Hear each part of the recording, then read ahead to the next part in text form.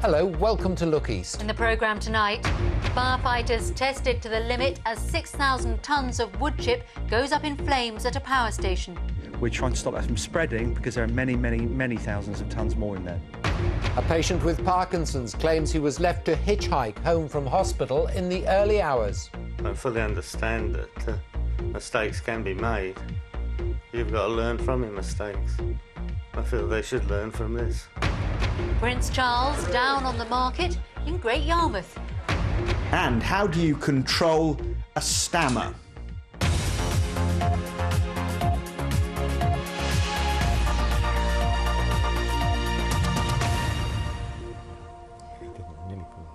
Hello, first tonight, a huge test for our firefighters as thousands of tonnes of wood chips caught fire at the world's largest biomass power station. Well, as the fire took hold in Tilbury, the smoke could be seen for miles across South Essex. Up to 6,000 tonnes of wood pellets went up in flames. 120 firefighters with more than 25 appliances fought the blaze in one of the biggest operations in Essex for years. Tonight, the blaze is under control. In a moment, we'll hear from the Deputy Chief Fire Officer. But first, let's go live to the power station and Victoria Cook. Yeah, so firstly, let me explain a little bit about where we are. Tilbury and Tilbury Power Station, which you can see just lit up behind me, it lies to the south of Essex, right beside the River Thames. The river is just over there to my left. Now, this evening, it's a much quieter, calmer picture than the pictures we saw this morning. Plumes of thick black smoke. In fact, the Chief Fire Officer for Essex Fire and Rescue Service said this was actually one of the most challenging fires he dealt with in his 20-year career. From the BBC helicopter, you can see the scale of this fire. Plumes of thick black smoke seen for miles. Pockets of fire visible inside the building. Fire crews from Basildon, Chelmsford, Canvey and Billericay made up some of the 25 teams fighting the blaze, along with assistance from London. Dean Latham's father and brother work at the plant. Earlier this morning, he came down to the site to find out what was happening. My mother's tried to ring him and no luck at all, but we've been talking to the chief in the power station who runs things, and he's saying that everyone's okay and there's no casualties, so yeah, hopefully everything should be fine. The future of this plant isn't clear. It's due to close in 2015. Now the operators have to decide if the plant is worth fixing. We will have to review the amount of damage and the cost of the repair, and then we'll feed that into the equation. But people shouldn't be concerned about their roles or jobs at the moment.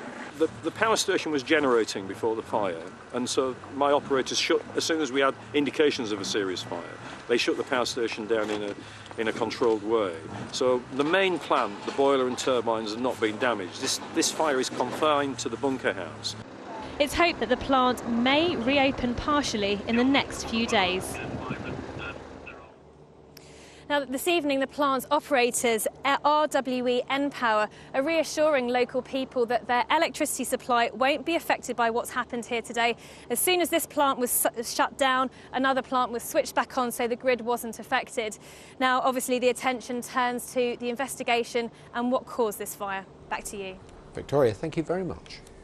Well, a short while ago, the Deputy Chief Fire Officer for Essex, Adam Eckley, talked to me about the operation and explained why they weren't able to use water in the normal way. The reason for that is that the product that was on fire, which as you know is wooden pellets, was stored in a number of hoppers, and by pouring water into those hoppers, there was a concern that the structure itself was not stable enough to be able to take that amount of weight. Furthermore, the pellets themselves would absorb water and swell, which may also then burst the containers within which they were held. So what did you decide to do at that point? Well, the only option we had then was to consider another method of tackling the fire, and we chose to use high expansion foam. For your viewers, this is a foam that is a bit like bubble bath, where there's a very low water content, but a high number of bubbles that will allow it to sit on top of the fire, and it allowed us to then suffocate the fire that was below.